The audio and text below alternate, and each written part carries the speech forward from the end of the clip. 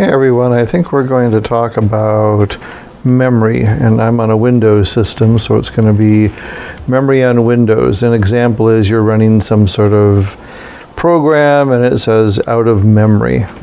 And so what exactly does that mean? What exactly are you out of?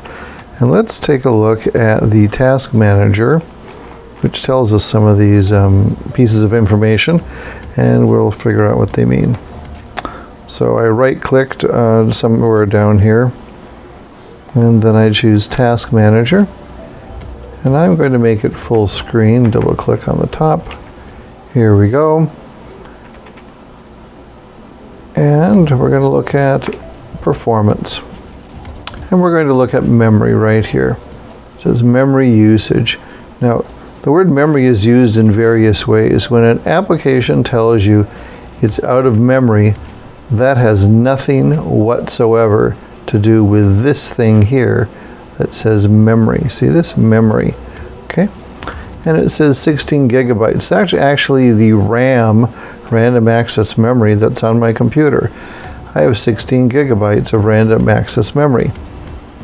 And you can see that basically 10.5 gigabytes is used and 5.2 gigabytes is available, and this is of RAM memory. However, you'll notice below here we have a thing called committed, and this shows 16 gigabytes out of 32 gigabytes. So what exactly is this?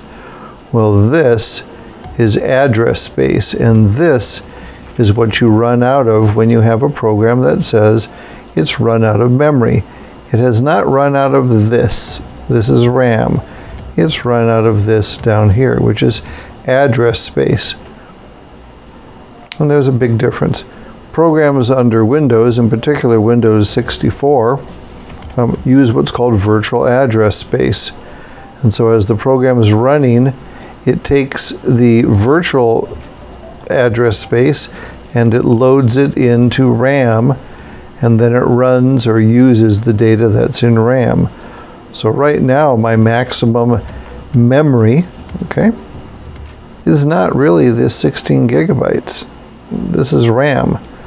My actual maximum right now is 32 gigabytes. Let's say we need more than that. And why do we need more? Well, let's look here under details, and we'll see that Chrome, it's kind of a hog. Look at Chrome. Lots and lots of Chrome. Get all these little, oh, look at that, it just keeps going. Chrome. Lots of Chrome. I'm also using Visual Studio Code, which has its own chunks of address space that it wants to use. Now when we see here, it says memory allocated. Let's move this over a little bit. Okay. Memory, active private memory working set. Okay. This has to do with, again, address space that's being used up. Here we go, lots and lots of address space. But again, not RAM. RAM is a temporary place where address space gets loaded into so an application can use it. So what happens if you don't have a lot of RAM is that there's a thing called paging that occurs. And paging is moving of address space. Again, we'll look here. Paging is moving address space into the random access memory, and that can be pretty slow. So you don't want to do a lot of that. So you want to have a lot of RAM. But again, if you get an out of memory error, that has nothing to do with this. Out of memory errors have to do with address space. So let's increase our address space. How about that? Here we go. To do that, oops, let's go ahead and we'll start that over. Okay, let's go increase our address space. We're going to do a search for the control panel. Control panel. All right.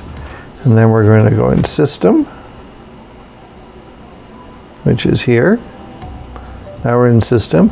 And by the way, it tells you installed RAM, which is super useful to see. You can see I've got 15.8 gigabytes of RAM on this computer. We're going to go into Advanced System Settings. And within Advanced System Settings, we're going to choose Settings. You'll see here visual effects, blah, blah, blah, blah, blah, blah. Memory uses and virtual memory. Virtual memory is where we get our address space from. We'll do settings. Great. And now we're going to do advanced, performance options, advanced, and then within here, virtual memory. There we go again. Okay, and it talks a little bit about what's called a page file. Page file is where we store virtual address space, sort of. Close enough. You can think it in your head. You'll be close enough. We're going to tell Windows virtual memory. We're going to say don't automatically manage the page file size. By default, by the way, the page file is twice the size of your RAM. Okay? But we want a lot more address space than 32, let's say. So we're going to say no. We're not going to have the system manage it anymore. We're going to do a custom size, and our initial size, which will be our final size, by the way, will be 64, not megabytes, 1, 2, 3, 64 gigabytes. 64, 1, 2, 3, 64 gigabytes. Remember to say set. Okay, we've set that up. Not exactly a lot of, oh, here we go. Not a lot of feedback, but here we go. Page file size in megabytes is now 64 gigabytes. So I just decided to use 64 gigabytes on my C drive for this purpose. And we're going to tell it OK. There we go. And we're going to tell this OK. There we go. Tell this OK. There we go. Close this. Close this. Magically, look what's happened. Our RAM is the same, of course, 16 gigs. I didn't add a new board or something, but look at my address space. Okay, so our total now, instead of 32 gigabytes, is 78 gigabytes, because it's 64 gigabytes that we just set up in a page file, plus our 16 gigabytes, and that's approximately 78 gigabytes.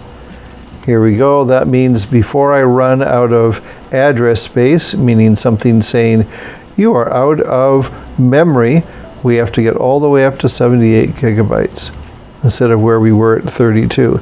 This means I can now run a ton of Chromes, for instance, and the parts of Chrome that aren't being used will be moved out into our page file, because we can support 78 gigabytes of all this.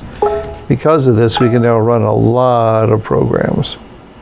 So that's the story on what it means when you get an out of memory error, or if you need more memory. I normally bump up page file space to something fairly large, because I hate getting an error that says I'm out of something on my computer. Thank you very much.